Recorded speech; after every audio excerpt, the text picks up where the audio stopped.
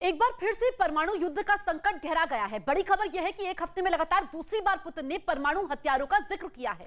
क्या वाकई में पुतिन के मन में एटमी अटैक का विचार चल रहा है? क्योंकि दुनिया के दो प्रसिद्ध भविष्यवक्ताओं ने भी 2022 में बड़े विनाश के संकेत दिए हैं। सवाल यह है कि क्या वाकई में 2022 में परमाणु हमला तय है? और ये सवाल इसलिए भी है क्योंकि बार बार जो पुतिन का स्टैंड रहा है वो इसी तरीके से इशारा कर भी रहा है। पश्चिमी देशों को धमकाने के लिहाज से उन्होंने परमाणु हमले की धमकी कई बार दोहराई है।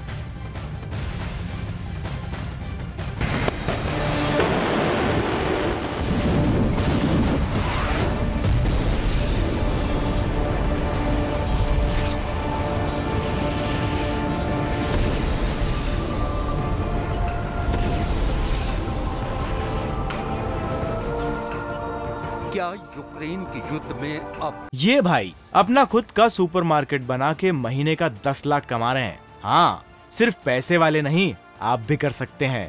फ्रीडम ऐप को अभी डाउनलोड कीजिए। वो होगा जो 77 सालों से दुनिया में नहीं हुआ है।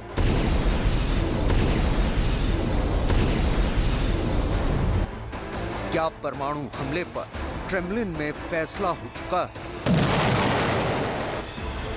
क्या पुतिन परमाणु हमला करने वाले हैं? क्या होगा, क्या नहीं होगा और कैसे होगा? कौन हारेगा और कौन जीतेगा? ये सब कुछ आज से 455 साल पहले ही दुनिया के प्रसिद्ध भविष्यवक्ता नोस्ट्राडामस ने लिख दिया है। लेकिन नोस्ट्राडामस ने कुछ ऐसा भी लिखा है जिसने दुनिया के बड़े बड़े बुद्धिजीवियों को चिंता में डाल दिया है। नोस्ट्राडामस ही नहीं, बुल्गारिया की एक और प्रसिद्ध भविष्यवक्ता बाबा वेंगा ने भी परमाणु युद्ध की तरफ संकेत किया है। शब्दश नोस्ट्राडामस ने क्या लिखा है? क्यों इसे नोस्ट्राडामस के द्वारा परमाणु हमले की चेतावनी माना जा रहा है? बाबा वेंगा की भविष्यवाणी का सच भी आपको जरूर बताएंगे।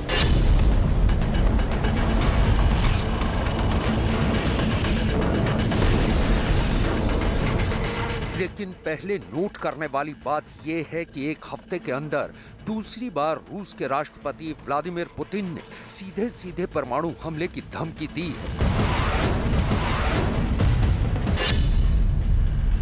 ब्रिटेन में रूस के दूतावास से पुतिन का एक बयान ट्वीट किया गया है। पुतिन ने एक बार फिर धमकी देते हुए लिखा है, अमेरिका दुनिया का एकमात्र ऐसा देश है जिसने परमाणु हथियार का इस्तेमाल 2 बार किया है और हिरोशिमा और नागासाकी को नष्ट किया है, और ये दुनिया में मिसाल पेश करने की बातें कर रहा है।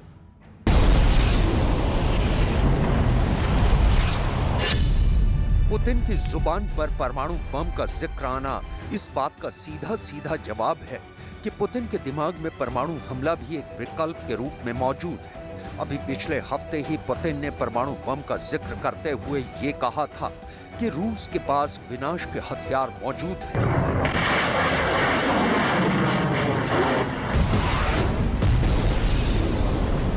Пошел и ядерный шантаж. Речь идет не только о поощряемых Западом обстрелах Запорожской атомной электростанции, что грозит атомной катастрофой, но и о высказываниях некоторых высокопоставленных представителей ведущих государств НАТО о возможности и допустимости применения против России оружия массового поражения, ядерного оружия. एक हफ्ते में दूसरी बार पुतिन का ये बयान आया है, और पुतिन के इन्हीं 2 बयानों के ही दौरान पुतिन के सबसे भरोसेमंद कमांडर रमजान कादिरोव का बयान भी आया है, जिसमें उन्होंने अपने टेलीग्राम चैनल पर साफ साफ ये कहा है कि यूक्रेन पर न्यूनतम क्षमता के परमाणु बम का इस्तेमाल हो।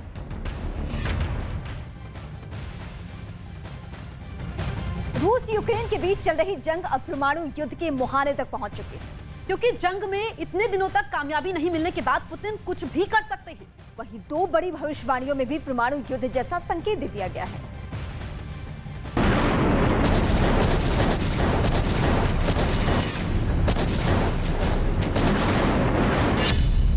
एक के बाद एक लगातार न्यूक्लियर थ्रेट। ये कोई संयोग नहीं है। सवाल ये है कि क्या वाकई दुनिया में कुछ बड़ा होने वाला है? क्या खार्किव, इज्यूम और लेमान में हारने के बाद अब हार की शर्म और अपमान को पुतिन एटम बम से धोने वाले हैं? आखिर क्या होने वाला है?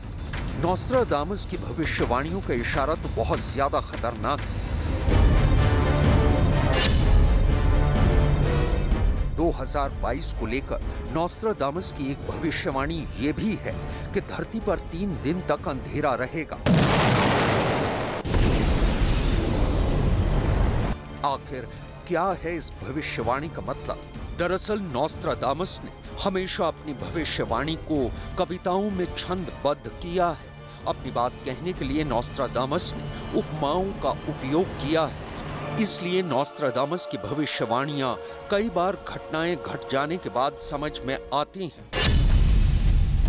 लेकिन नोस्ट्राडामस की यह खतरनाक भविष्यवाणी कि धरती पर 72 घंटे तक अंधेरा रहेगा, ये बेहद खतरनाक इशारा कर रही है।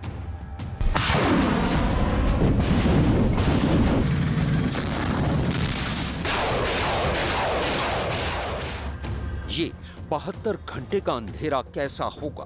क्या न्यूक्लियर बम फटने की वजह से होने वाली तबाही और आगजनी के धुएं से आसमान ढक जाएगा और सूरज की रोशनी ही धरती तक नहीं पहुंच पाएगी? 2022 को लेकर इस भविष्यवाणी को लेकर पहले विद्वानों और एक्सपर्ट्स को ये लगा कि ये किसी प्राकृतिक आपदा की चेतावनी है। लेकिन अब जिस तरह लगातार रूस के द्वारा और खासकर पुतिन और उनके कमांडरों की तरफ से लगातार परमाणु हथियार की बात कही जा रही है, नोस्ट्राडामस की इस भविष्यवाणी को परमाणु बम के हमले से जोड़कर देखा जा रहा है। यूक्रेन पर युद्ध करने से पहले पुतिन ने जंग की चेतावनी दी थी, बाद में युद्ध शुरू हुआ था। ऐसी ही आशंका ये जाहिर की जा रही है कि पुतिन परमाणु हमले की धमकी दे रहे हैं, तो वो एटमी बटन दबा दे सकते हैं।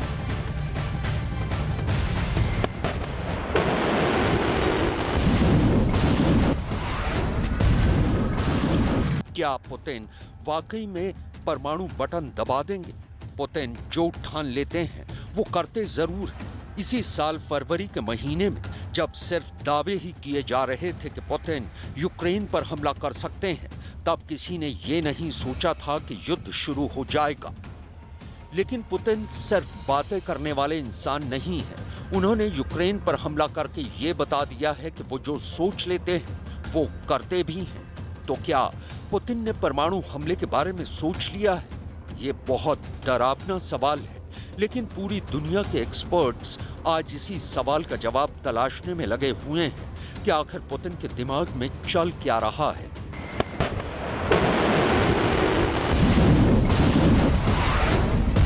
России могут быть уверены, территориальная целостность нашей Родины, наша независимость и свобода будут обеспечены.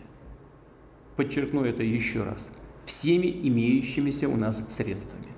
А те, кто пытаются шантажировать нас ядерным оружием, должны знать, что роза ветров может развернуться и в их сторону. अभी हाल ही में नोस्ट्राडामस के द्वारा की गई क्वीन एलिजाबेथ की मृत्यु की भविष्यवाणी सच साबित हुई है। नोस्ट्राडामस की 9/11 के हमले की भविष्यवाणियां सच हो चुकी हैं। नोस्ट्राडामस की यह भविष्यवाणी भी सच हो रही है कि भारत दुनिया की बड़ी ताकत बनेगा। पहले और दूसरे विश्व युद्ध पर की गई भविष्यवाणियां भी सच सिद्ध हो चुकी हैं। हिटलर का उदय और नेपोलियन के सत्ता के शीर्ष पर बैठने की भविष्यवाणियां भी सही साबित हुई हैं।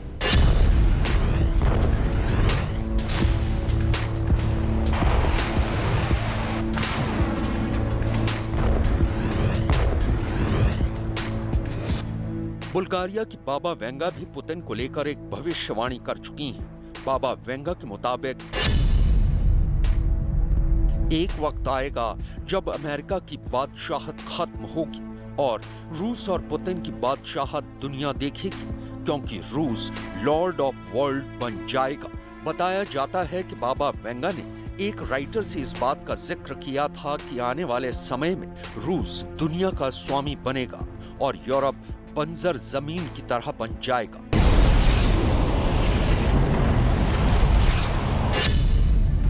बाबा वेंगा ने क्यों कहा कि यूरोप बंजर जमीन की तरह बन जाएगा? क्या परमाणु युद्ध इसकी वजह बनेगा? इस सवाल के जवाब तलाशने में दुनिया के तमाम विद्वान अपना दिमाग लगा रहे हैं। यूक्रेन के 4 इलाकों में जनमत संग्रह कराकर पुतिन ने उन पर कब्जा तो कर लिया, लेकिन यूक्रेन के अन्य इलाकों में उनकी सेना पस्त नजर आ रही है। हालात तो ये भी दिख रहे हैं कि जिन इलाकों पर पुतिन का कब्जा है वहां भी यूक्रेन की सेना तगड़ा पलटवार कर रही है। ऐसे में परमाणु युद्ध का खतरा गहराता नजर आ रहा है।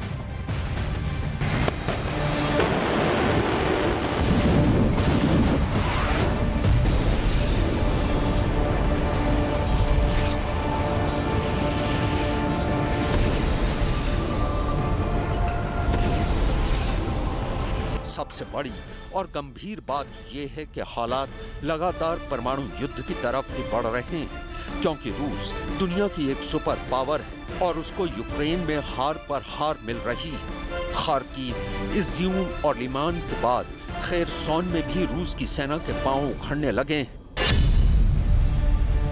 देखिए, यूक्रेन के नक्शे में ये है खेरसोन। इस पर कब्जा तो रूस का है, लेकिन यूक्रेन लगातार दबाव डाल रहा है। अगर खेरसोन पुतिन के हाथ से निकला तो समझिए क्राइमिया पर भी ज़ेलेंस्की हमला कर देंगे, जिस पर 2014 से पुतिन का कब्जा है।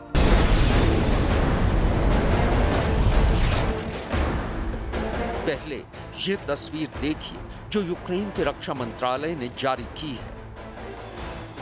खेरसोन के जोल्टा बाल्टा गांव पर यूक्रेन की फौज ने कब्जा कर लिया है और वहां पर रूस का झंडा हटाकर यूक्रेन का झंडा लगा दिया।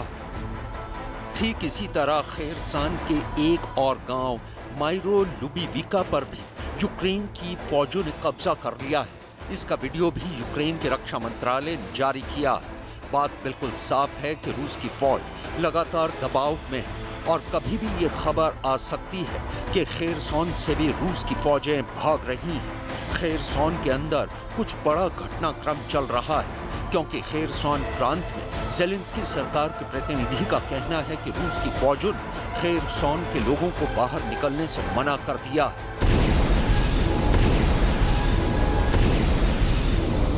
Окупанти фактично заблокували виїзд.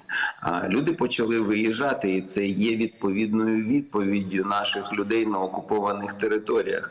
Тому що залишатися під гнітом окупанта далі стає все більш і більш неможливим. Бо окупант почав казати про якісь добровольчі загони, мобілізаційні. І, до речі, зазначає, що ці...